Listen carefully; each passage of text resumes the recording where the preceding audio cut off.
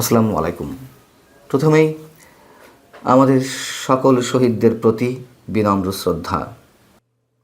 প্রিয় দর্শক, আমি মোটামুটি অনেকটাই নিশ্চিত যে এবারের 21শে ফেব্রুয়ারির আমাদের জাতীয় শোক দিবসের আবহটা অনেকের কাছে একটু অন্যরকম ছিল, অন্যরকম ভাব গাম্ভীর্য ছিল। সত্যি কথা বলতে ডক্টর মোহাম্মদ ইউনূসের জঙ্গি শাসনের ১.৫ বছরের সময়ের অবসানের পর এবারে 21টাকে একটু হলেও অন্যরকম মনে হচ্ছিল, এবং সেই জায়গা থেকে একটা আগ্রহ নিয়ে আমি টেলিভিশন সেটের সামনে বসেছিলাম 21শে প্রথম প্রহরে। কিন্তু আবার হোঁচটও খেলাম, খানিকটা ধাক্কা খেলাম। ৭৪ বছরে যা ঘটেনি সেই ঘটনাই এবার তারেক রহমান প্রধানমন্ত্রী হওয়ার পর ঘটল। যেহেতু এবার আমাদের নতুন প্রধানমন্ত্রী তারেক রহমান শপথ নেওয়ার পর থেকে তিনি বেশ কিছু বিষয়ে মানুষের দৃষ্টি কাড়তে সক্ষম হয়েছেন। তিনি রাজধানীতে যানজটের বিষয়টি মাথায় রেখে প্রধানমন্ত্রীর গাড়ি বহরে যে গাড়ি থাকে তা কমিয়ে এনে 4টিতে নিয়ে এলেন। আগে থাকতো 13 থেকে 14টি। তিনি সরকারি গাড়ির পরিবর্তে ব্যক্তিগত গাড়ি ব্যবহারের সিদ্ধান্ত নিলেন। সরকারি কাজেও মন্ত্রিসভার বৈঠক সচিবালয়ে করার সিদ্ধান্ত নিলেন যানজট এড়ানোর জন্য, এবং রাজধানীবাসীকে যানজট থেকে বাঁচানোর জন্য প্রধানমন্ত্রীর যাত্রাপথের সড়কের দুই পাশে যে পোশাকধারী পুলিশের অবস্থান থাকতো, সতর্ক অবস্থান, এবং অনেক আগে থেকেই রাস্তাঘাট ক্লিয়ার করা হতো, তিনি সেই জায়গা থেকেও সরে এসেছেন। এর বাইরে আরও অনেক কিছু বিষয়ে তিনি মানুষের দৃষ্টি আকর্ষণ করতে সক্ষম হয়েছেন। সত্যি কথা বলতে আমি নিজেও আকৃষ্ট হয়েছি। সেই সব জায়গা থেকেই আমাদের জাতীয় জীবনের ক্ষেত্রেও তার প্রতি আমাদের প্রত্যাশাটা অনেক বেশি ছিল, বা এখনও পর্যন্ত আছে। কিন্তু এবারের 21শের প্রথম প্রহরে যে ধাক্কাটি খেলাম, অনেকগুলো বিষয় একসাথে এই ধাক্কাটি খেতে হয়েছে।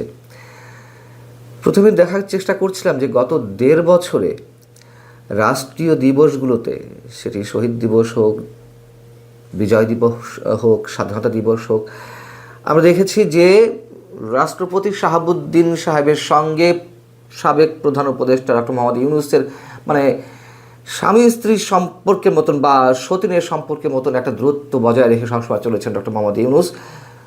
মুখ দেখা দেখিও তিনি বন্ধ রেখেছিলেন একটা প্রথা যে আমাদের দাঁড়িয়ে গিয়েছিল, যে এসব রাষ্ট্রীয় দিবসে প্রধানমন্ত্রী এবং রাষ্ট্রপতি একসাথে শ্রদ্ধা নিবেদন করেন শহীদদের উদ্দেশ্যে। সেটি আমরা গত 1.5 বছরে দেখেছি রাষ্ট্রপতি প্রথমে শ্রদ্ধা নিবেদন করে যাওয়ার পরে তার 3-4 মিনিট পরে এসে সংশ্লিষ্ট স্থানে উপস্থিত হয়েছেন প্রধান উপদেষ্টা। এবার ভাবছিলাম যে হয়তো দুজন একসাথে শহীদদের উদ্দেশ্যে পুষ্পমাল্য অর্পণ করবেন, কিন্তু আমরা দেখলাম যে না, হলো না। মেনে নিলাম যে হলো না। তাদের মধ্যে অন্তত কুশল বিনিময়টা হতে পারত, যে রাষ্ট্রপতি ফুল দিয়ে বেরোচ্ছেন, প্রধানমন্ত্রী তারেক রহমান উঠছেন, যাওয়ার আসার পথে হয়তো করমর্দন হতো, সালাম বিনিময় হতো। আমরা সেটি দেখলাম না। আচ্ছা, মেনে নিলাম।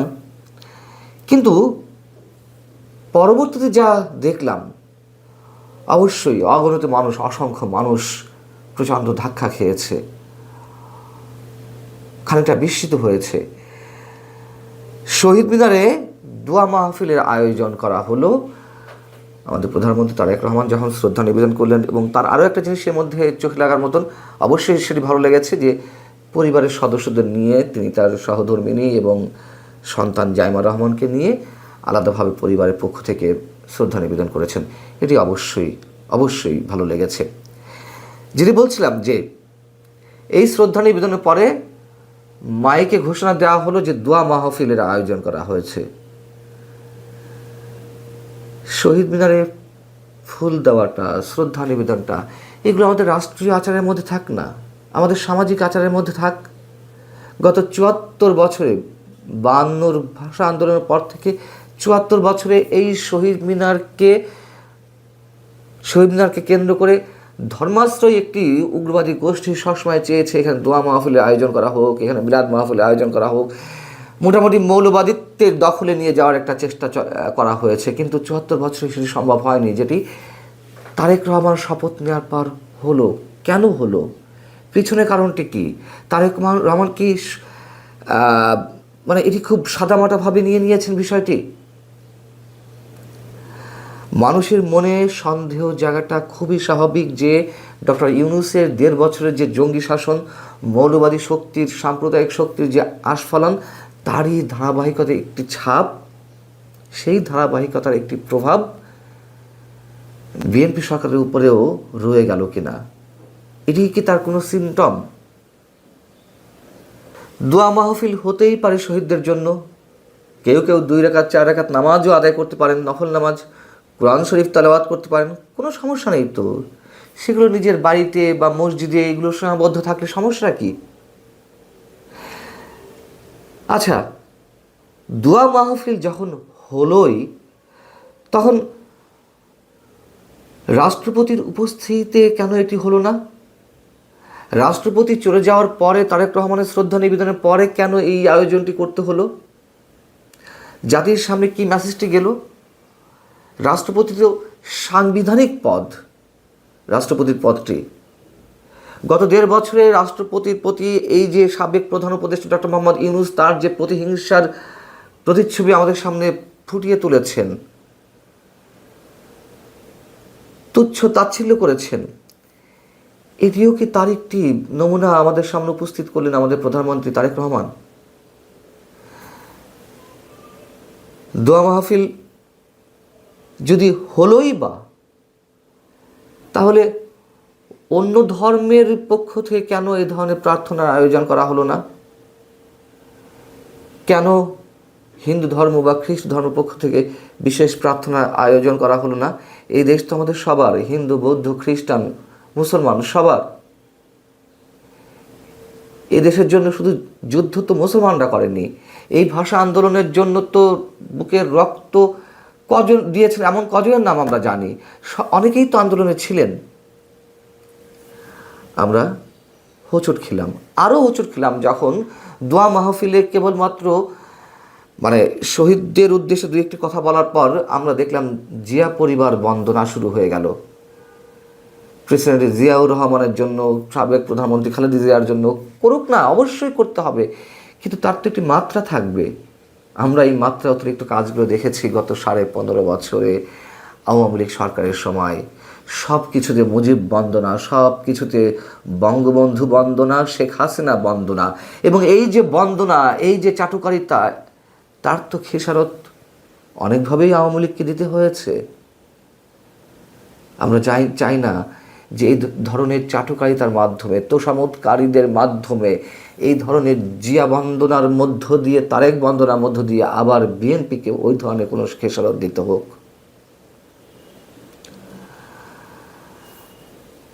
আমরা এও দেখলাম এইবারের ২১-এর প্রথম প্রহরে রুমিন ফারহানা, সাবেক বিএনপি নেত্রী, বর্তমান সংসদ সদস্য, তাকে ফুল দিতে যাওয়ার ক্ষেত্রে বাধা সৃষ্টি হলো। কারা বাধা সৃষ্টি করলো? বিএনপির নেতাকর্মীরাই তো। কেন? কি কারণে? এই রুমিন ফারহানার বাবা কে তাদের জানা আছে? অলি আহাদ।